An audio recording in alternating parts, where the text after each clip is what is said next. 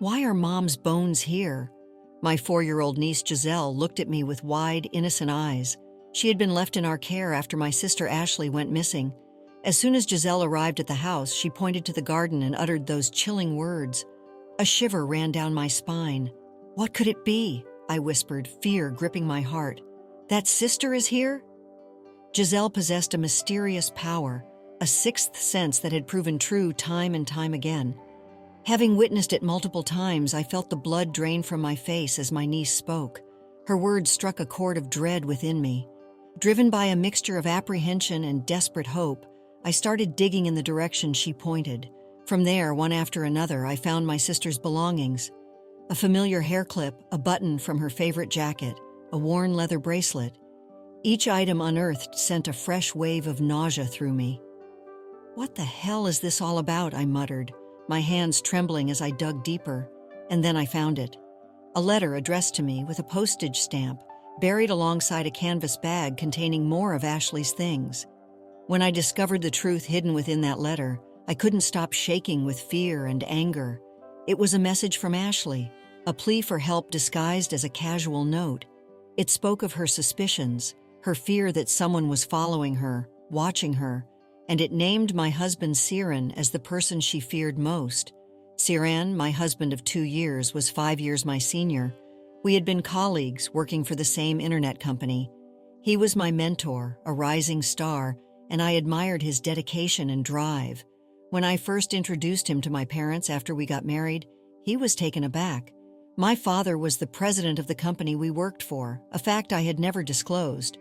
My father, who already held Siren in high regard for his work ethic, was happy to give his blessing. We were married with the well wishes of everyone around us, and I was truly happy. I resigned from my job through early retirement to become a full-time housewife, dedicating myself to supporting my husband's burgeoning career. I'll work harder too, so you should support me too, Paul, he had declared, and I poured my heart into making our home a haven for him. Perhaps it was my father's influence, recognizing Siren's potential and publicly announcing him as a candidate for the next president, that changed things.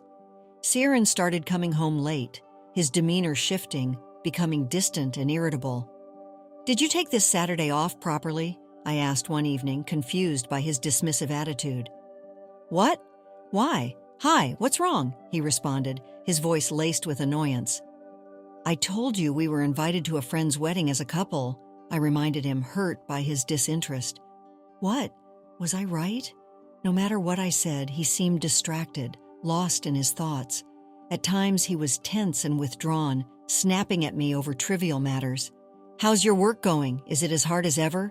I ventured one day, hoping to bridge the growing chasm between us. "Oh, you're so annoying all the time. It's none of your business," he suddenly roared, hurling a box of tissues at the wall. It hit me by mistake. "Ouch!" I cried out, clutching my arm. Siren merely glanced at me sideways, offering no apology, and left the room. This was not the man I had married, the man who was always kind, patient, and considerate. Maybe he's under pressure from work, I reasoned with myself. It was true that the pressure on him, as a potential successor, was immense. I tried to convince myself that this was just a temporary phase and that things would eventually return to normal. Then, one day, my parents called, saying they were bringing over some good wine and meat they had received. I had expected only my mother to come, but my father accompanied her as well. "Ah, Siren hasn't come home yet?" my father remarked, a knowing glint in his eye. "Yeah, it looks like he's working late again today, Dad. Please don't push him too hard," I said, forcing a light-hearted tone, masking my growing unease. Okay, I'm not doing that," my father chuckled. "Especially now that there's no big case, everyone seems to be going home on time." "Oh?" I was taken aback. I had assumed Siren's late nights were due to his workload.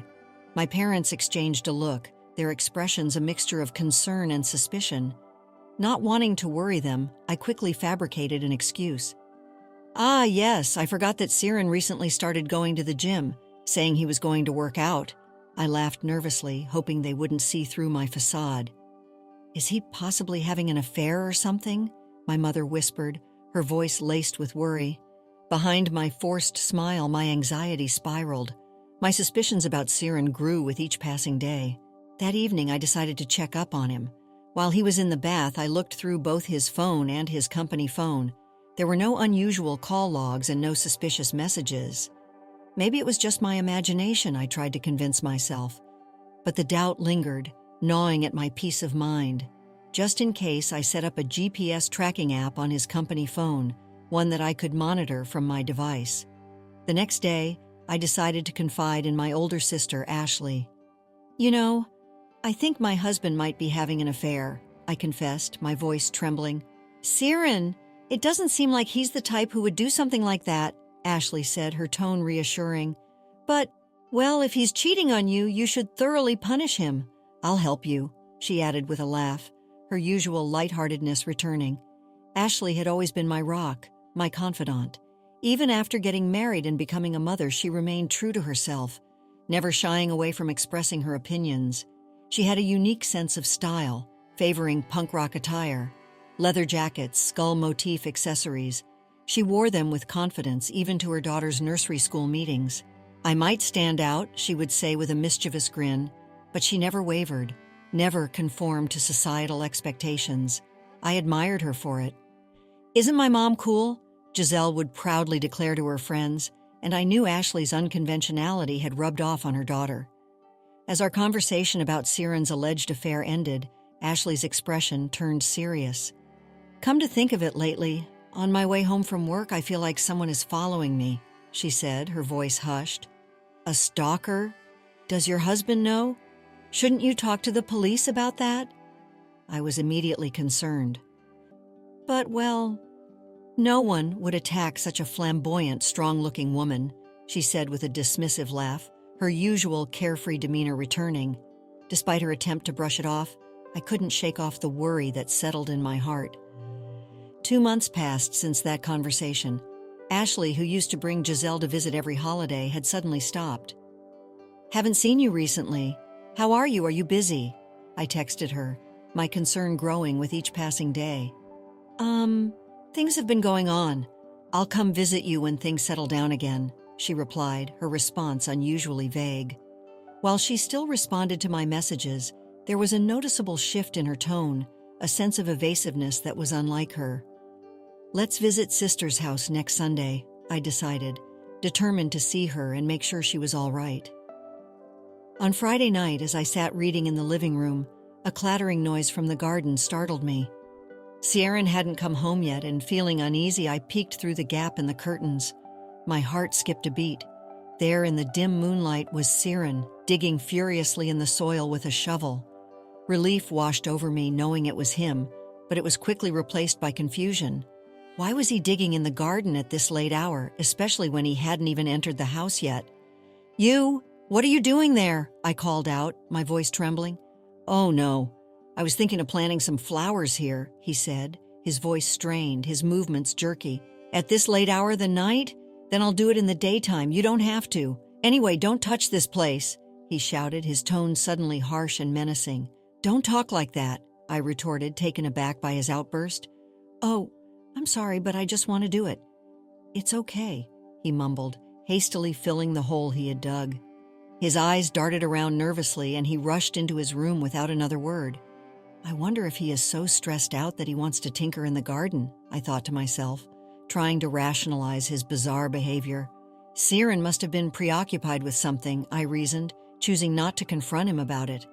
But the eerie feeling persisted, a knot of unease tightening in my stomach. The next morning, I received a call from my brother-in-law, Richie. He rarely contacted me directly, so I knew something was wrong. My hand trembled as I answered the phone. "Ashley didn't come back without contacting me. I tried calling her many times, but I couldn't connect with her." Richie's voice was frantic, edged with panic. I felt a chill run down my spine. I immediately tried calling Ashley myself, but the call went straight to voicemail.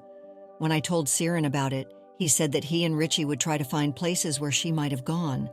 And so, my niece Jazelle was left in my care. "What should we do for fun? How about going for a walk?" I tried my best to shield Jazelle from the worry and fear that gnawed at me. I put on a cheerful facade, treating her as I normally would, but then as we walked towards the garden, Jazelle stopped, her gaze fixed on a particular spot. "Why are Mom's bones here?" she asked again, her voice small and filled with a chilling certainty. "Huh? What does that mean?" I was confused, but deep down a part of me knew exactly what she meant. Jazelle's mysterious power was real. My sister and her husband had discovered it when she was around 2 years old, and they had confided in me about it. She would often have premonitions, sensing things before they happened. On the way home from the park, she would talk about a car accident that would happen nearby, or she would pinpoint the location of a lost object.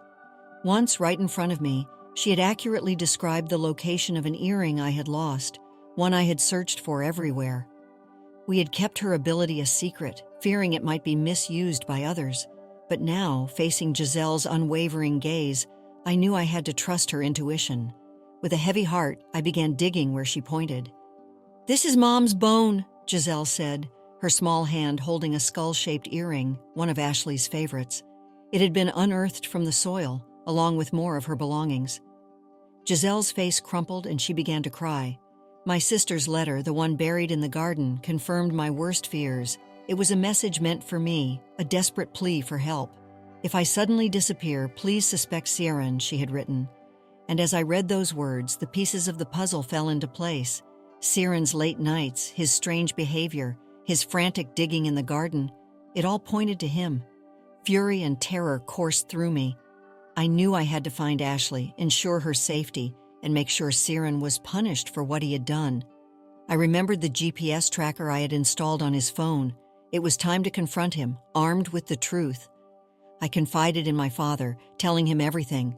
He was furious, heartbroken, and determined to bring Siren to justice. We decided to confront him together, but I asked my father to stay hidden until the right moment. I knew Siren would never confess if he knew my father was present. That evening, with Jazelle safely at my parents' house, I waited for Siren to return. He had sent me a text message about half an hour prior saying, "Ashley hasn't been found yet, so I'm going home once, a little while later." As soon as he entered the living room, he froze, his eyes widening as he saw the items I had arranged on the tabletop. "Wow, what is this?" he shouted, his voice laced with feigned surprise. "Yes, I had arranged the things I had dug out of the soil in the room to see your reaction," I said, my voice steady, my gaze unwavering. "Hey, why is there so much dirt on it? Why is all that junk here in the first place?" he blustered, pretending ignorance, but his eyes darted around nervously, his facade cracking under the weight of his guilt. "This belonged to your sister and was buried in the garden of this house. It was you who did that, wasn't it?" I challenged him, my voice cold and sharp. "Hey, where's your sister? What proof do you have to say that? There's no way I know where Ashley is. What are you talking about?" he stammered, his face paling. "You were messing around in the dirt yesterday. It's obvious that you're involved in this, isn't it?" I pressed, my anger simmering. "What happened in the garden happened yesterday, today. And besides, I was watching you." "So?" he retorted, his voice rising defensively. Did he think he could get away with it? He shut up as if realizing there was no point in denying it any longer. "Well, okay, just read this and you'll know everything."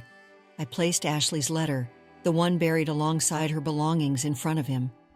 "A letter? It's the letter your sister was trying to get out for me. This also came out of the ground? There shouldn't have been anything like that," he mumbled, his voice barely a whisper.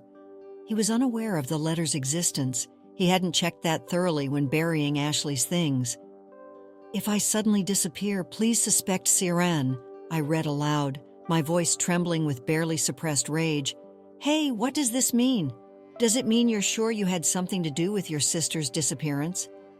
"This time I don't know anything about that." "Ashley? What are you talking crazy about, too?" he insisted, his voice cracking, sweat beading on his forehead. "There's more to this. I was persistently followed by Siren," she said. I stared at him, my eyes burning with accusation. "Oh no, no. You were doing something terrible, weren't you? Explain to me what's going on." Siren hung his head as if contemplating his next move. "No, I didn't. What? It wasn't forced. She wanted me. He trailed off, his words incoherent, revealing a twisted truth. He had been infatuated with Ashley, harboring secret feelings for her since the beginning of our marriage. "I also put up with it because I married you in the first place. But Ashley and I get on well together, don't we? We talk a lot. We're even the same age." He rambled, his voice filled with a lovesick longing that sent a wave of disgust through me. "I don't think she meant to talk to you like that. But after all, just having a nice conversation isn't enough, is it?" I spat, my voice dripping with disdain. Ciaran didn't seem to hear me. He was lost in his delusional world, consumed by his obsession with my sister. "I began to want to know more about her," he continued, oblivious to my growing fury. Ciaran, driven by his twisted desire, had started following Ashley home from work, stalking her, lurking in the shadows. "Maybe you weren't busy at work. You were just running late because you were visiting my sister," I said, my voice laced with sarcasm. "Oh yes, well, I don't need to work overtime considering how good I am at my job," he boasted, his arrogance astounding. He seemed to have no remorse, no awareness of the gravity of his actions. Ashley's words echoed in my mind. Someone might be following me. It wasn't her imagination. It was my husband stalking her, terrorizing her. "I questioned Ciaran," I said, my voice low and dangerous. "Yes, it was because I was thinking about Ashley, but I'm so annoyed that you're talking to me from the side." "That's terrible," he whined, his concern solely focused on his discomfort. "So why did you—" "About my sister?" I asked, my voice trembling with barely suppressed rage. Ciaran, seemingly unconcerned by my mounting fury, confessed without hesitation. "Ashley found out I was following her, so I decided to send her to the other side." "That's terrible, because she's going to tell you and the boss about it. That would be terrible, wouldn't it?" I was horrified by his casual cruelty. Ciaran leaned back in his chair, chuckling disdainfully. "Well, not just anyone can become the next president. It would be a waste to trip over something like this." He cared only about his ambition and his selfish desires. My sister's life meant nothing to him. And because of that, my sister— "Well, I miscalculated when you dug up the garden and found Ashley's belongings." He looked at me with a flicker of regret, but it was fleeting, replaced by a chilling detachment. "Jazelle told me," she said, "there are Mama's bones here. She's a creepy little kid. Well, but now that I know everything about you, I can get rid of you too," he said, his voice cold and menacing. He suddenly stood up, his eyes glinting with a dangerous light, and grabbed my neck with both hands. "Stop it!" At that moment, the door to the living room swung open with a resounding crash. "Stop it! Stop it! Boss, why are you here?" Ciaran's hands loosened their grip, his eyes wide with surprise and fear. I seized the opportunity, breaking free from his grasp and rushing to my father's side. My father's presence had the desired effect. Ciaran was speechless, his face drained of all color. "Let me first say this from a father's point of view. You have hurt my precious daughters, and I will never forgive you. I will report you to the police." My father's voice was low and dangerous, laced with a righteous fury that made Ciaran cower. "I am sorry, sir, I'm sorry." Ciaran prostrated himself on the floor, begging for forgiveness. "This is termination from the position of president, and of course there's no talk about you being the next successor. I had hopes for you, Ciaran, but this is truly disappointing." My father's words were final, a crushing blow to Ciaran's ambitions. "Oh no, please don't do that." Ciaran looked up, his face contorted with desperation. He stood up, pleading with my father, his arrogance replaced by a pathetic groveling. "There's no way I can forgive you." I pushed Ciaran away, my entire being radiating disgust and rejection. "Please ask Dad to do something too. If there's no successor for the company, it'll be over, right? Everyone will be in trouble, won't they?" He clung to me, begging for mercy. "Ending it would be better for the employees than having someone as despicable as you inherit it." I cut him off, my voice cold and sharp. I wanted nothing more to do with him. Despite Ciaran's desperate attempts to salvage the situation, his pleas fell on deaf ears. My father and I exchanged a look, a silent understanding passing between us. It was over. Just then my phone rang. It was Richie, my brother-in-law. "Paul, I'm okay," a familiar voice said. It was Ashley. "Ashley, thank God you're alive." Relief washed over me in a tidal wave so powerful that I sank to my knees. "I'm so glad," I cried, tears streaming down my face. "I'm so sorry for worrying you. I'm sorry I didn't tell you because they said they would hurt you too if I told you." It's okay. Thanks to Jazelle for telling me. That child is also waiting for Mom to come home. As it turned out, what Jazelle had referred to as Mom's bones were her favorite skull motif accessories. Seeing them unearthed from the garden had triggered her premonition, leading her to believe her mother was in danger. But Jazelle had also believed with unwavering certainty that her mother was alive, and I, clinging to that hope, had been determined to believe it too. I hung up the phone, my heart soaring with relief and gratitude. I stood up and looked down at Siren, who was staring at me with a mixture of curiosity and disbelief. "How the hell did you know where I was? I locked her up where you would never find out. Did you forget that there's a GPS app on the smartphones of all employees provided by the company? When I suspected you of cheating on me once before, I set it up so I could see it on my phone too." I had used his paranoia against him. From the GPS history, I had discovered his frequent visits to an abandoned warehouse far from home. I had shared this information with Richie, who had immediately gone to investigate. "It's good that you didn't harm your sister.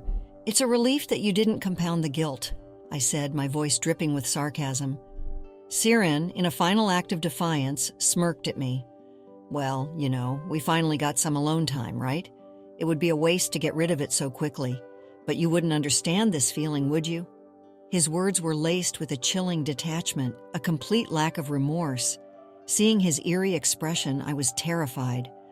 "I'm sure Ashley was happy to be with me too. You're the worst, you scumbag." I could find no other words to describe the monster standing before me. "The police have already been notified, and they are going to file a damage report. Wait a minute. You don't mind if I get caught, do you? Let's all continue to get along from now on. We're a family, aren't we? Aren't we?" He was delusional, clinging to a reality that no longer existed.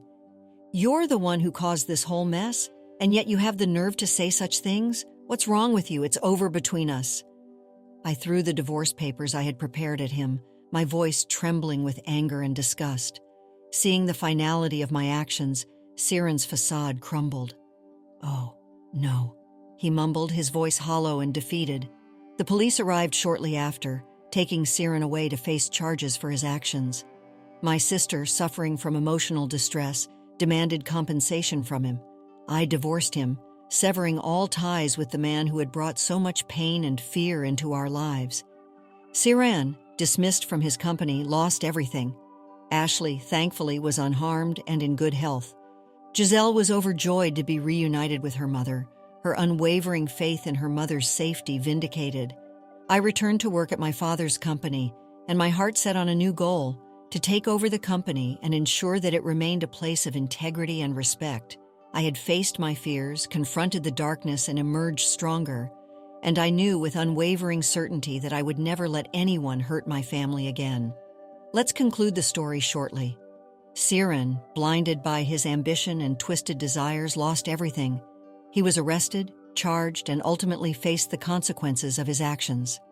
My sister Ashley, though shaken by the ordeal, was safe and sound, reunited with her beloved daughter Jazelle.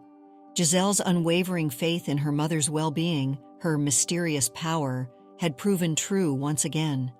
As for me, I emerged from the darkness stronger and more determined than ever. I had faced my fears, confronted the monster hiding behind a mask of charm, and protected my family. The divorce was finalized, severing all ties with Siren. I returned to the company, my father's company, not as a housewife but as a leader, ready to take on the challenges ahead. My goal was clear: to honor my sister's strength, nurture Jazelle's extraordinary gift, and build a future where such darkness could never take root again.